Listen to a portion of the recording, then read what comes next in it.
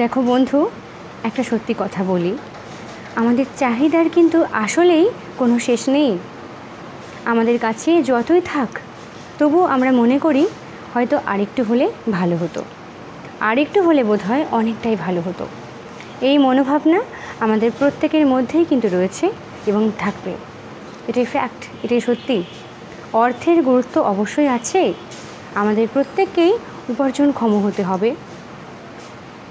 আমাদের উপার্জন আরেকটু কীভাবে বৃদ্ধি করা যায় এই দিকে ধ্যান রাখতে হবে, ঠিক কথা। কিন্তু তবুও আমি একটা কথা তোমাদেরকে বলবো, মনে রেখো, যদি তুমি কম টাকা উপার্জন করে থাকো তাহলে কখনো কষ্ট পেও না, কখনো দুঃখ করো না যে আমি তো কম উপার্জন করি। আমি মনে করি সৎ পথে থেকে করা উপার্জন অসৎ পথের উপার্জনের থেকেও শতগুণে শ্রেয়। একদম। তুমি কি কাজটা করছো এই দিকে ধ্যান দাও। ভালো কাজ করেও কিন্তু অর্থ উপার্জন করা সম্ভব এবং উপার্জনের পরিমাণ বৃদ্ধি করা সম্ভব। এই দিকে ধ্যান রাখা উচিত। তোমার উপার্জন কম হোক না, তোমার মানসিক সুখ শান্তিটুকুই তো আগে দরকার। অসৎ পথে কাজ করে বাড়ি গাড়ি এই সেই তুমি যাই করো না কেন, তোমার মন তোমাকে সর্বক্ষণ প্রশ্ন করবেই। যারা আসলে জীবনটাকে সঠিকভাবে চিনে যায় তারা জানে যে জীবনে সুখ আর শান্তির থেকে বড় আর কিচ্ছু নেই, কিচ্ছু নেই। বাড়ি গাড়ি এই সেই এগুলো স্বপ্ন, মোহ, চাহিদা, আর কিচ্ছু না। দিনের শেষে মানুষ একটু শান্তিটুকু চায়।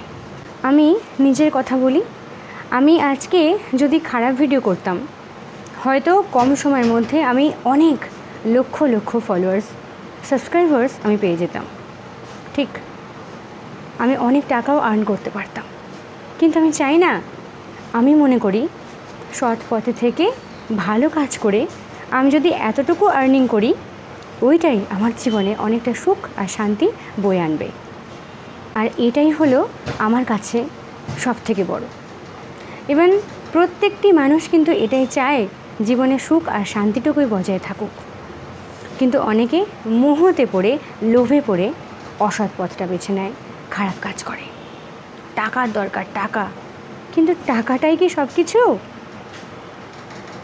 যে টাকার পিছনে তুমি আজ দৌড়াচ্ছ, ওই টাকাই যদি তোমার সুখ আর শান্তিটুকু কেড়ে নেয়, তাহলে সেই টাকার মূল্য কোথায়? কোথায়? তাই বলি, অর্থ উপার্জন কম করছো বলে কষ্ট পেও না, বরং এটা ভেবে আনন্দে থাকো। তুমি ভালো কাজ করো, তুমি সৎ পথে থাকো, এটাই সবার আগে দরকার। বুঝলে? কষ্ট পাবে না, ভালো থাকবে।